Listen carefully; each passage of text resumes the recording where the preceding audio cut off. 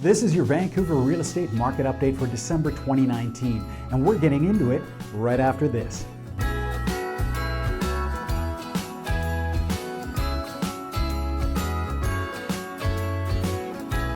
Hey everyone, I'm Craig Garoni with RE/MAX Masters Realty. I'm your local real estate agent here in Vancouver, BC. And this is the final market update for 2019. Man, this year has flown by, hasn't it? Has it felt that way for you as well? It's crazy. As usual in this video, I'm going to cover what's happened in the Vancouver real estate market through the month of November, what's coming that could affect that market, and a piece of technology that I'm utilizing to make your home buying and selling experience a smoother one. I shoot a ton of videos about what it's like to live, love, and own here in Vancouver, BC. So if you haven't yet, please hit that subscribe button and don't forget to hit the bell as well so you can be notified the moment that I have a new video out. I really want you to be able to stay up to date on all the latest tips and insights into the Vancouver real estate market so you can become an expert too.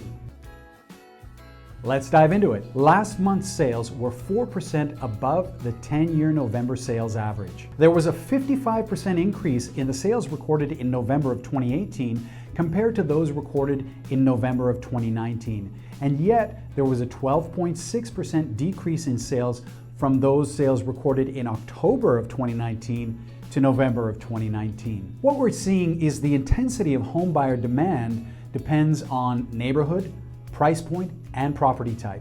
And to better understand the changing trends in your neighborhood and property type of your choice, it's very important to work with your local trusted realtor. Receiving the SnapStats market reports also helps.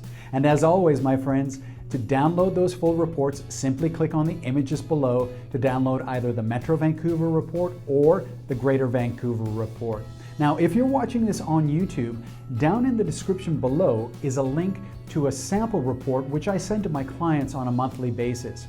Go ahead and click on that and review that report, and if you find that it's something of value, and trust me, you are going to love these reports, simply fill out your name and email address to start receiving these reports monthly. There have been a few things announced recently which could have an impact on the real estate market here in Vancouver. You may have heard that the City of Vancouver announced it will be increasing the empty homes tax by 25% next year. So it will go up from its current 1% to 1.25% in 2020, with 2 additional 25% increases in 2021 and 2022.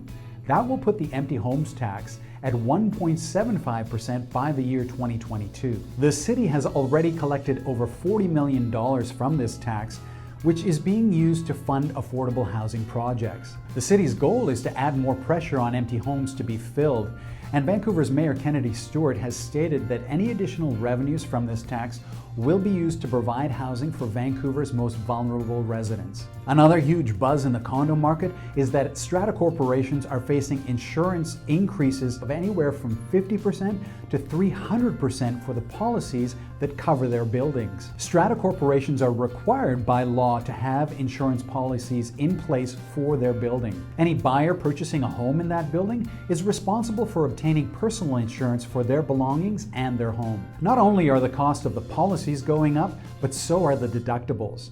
And the reason for these massive increases are both local and global in nature. We have insurers not willing to assume the full risk of a high-value, brand-new condo building here in Vancouver, which may be anywhere from $100 million to $200 million in value. There are also a number of older buildings in Vancouver, and some of them may not have kept up with maintenance over the years and may now find themselves unable to actually get insurance for the building. Some of the global issues affecting these massive changes in the risk profile assessments of insurance companies are the fact that we are seeing increasing weather-related catastrophes, fires, and natural disasters around the world.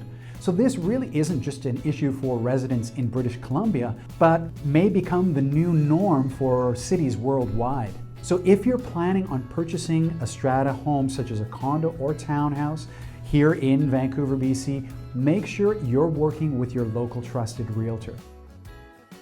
A piece of technology that I utilize to help make your home buying and selling experience a smoother one is a program allowing you to sign documents electronically. Electronic signatures are not only convenient and save time, but they help to streamline the entire buying and selling process. It's not uncommon for negotiations to go on for several days during the purchase of a home, and there can be many revisions to a contract during that time. Being paperless and having the ability to edit documents digitally is a huge advantage for both buyers and sellers.